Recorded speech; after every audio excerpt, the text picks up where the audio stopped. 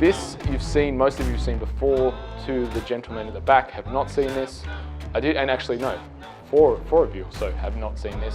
And I just wanted to run over it briefly, but we've got our environment / results, behavior or actions, skills, skill sets and knowledge, beliefs and values, and identity. Now, one of the things that in the podcast or the interview that I did with Eugene just before is we spoke a lot about beliefs and values, and a lot of the conversation was actually around identity, beliefs and values, not so much on skills and skill sets.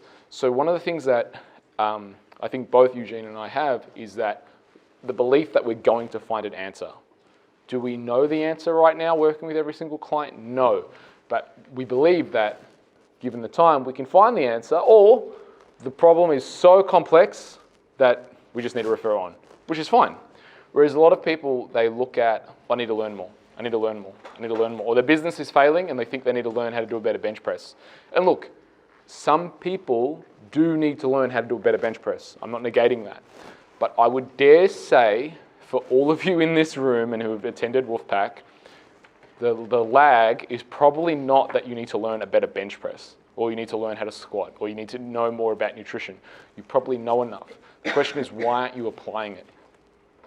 And if you look at why aren't you applying it, it's probably because your beliefs and values or your identity. And that identity could be, you don't feel good enough, you don't feel worthy, why should someone listen to you, why should someone pay you?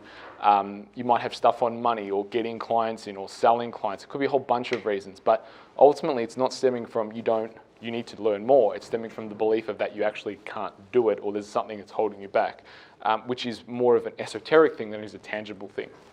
And then obviously when your skills and skill sets dictate your behaviors in the terms of how effectively you can act. So meaning that, let's say for example, let's use Instagram, or actually no, let's use training as an example.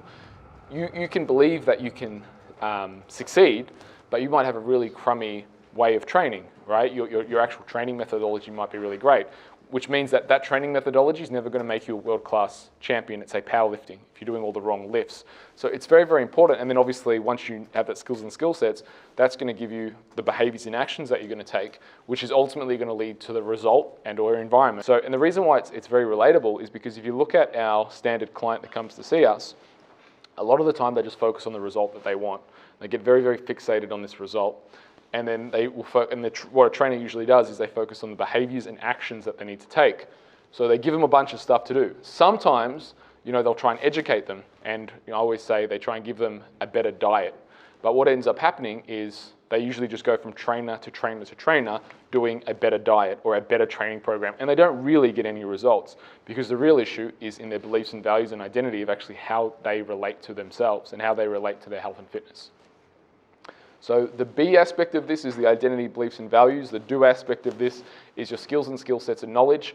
And behaviors obviously is part of the do aspect, and the have aspect is your environment and results. So you be the person who does the actions that gets the results.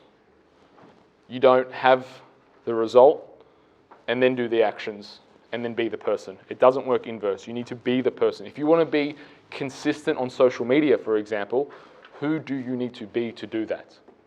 And you might write down something and go, well, I don't want to be that person. I don't want to share my life. No, I don't want to do that. Well, then guess what? You're not going to do the actions that are going to get you that result. Or you might say, I want to have a team of 10 trainers. Okay, well then you need to be super organized. Oh, but I'm not super organized, I'm lazy. Okay, well, you're not going to have a team of 10 trainers. Yeah? If you want that result, who do you have to be? You need to be a leader every day. You need to be able to take responsibility for things. You need to be able to step up. You need to be able to take criticism. You need to be able to take blame.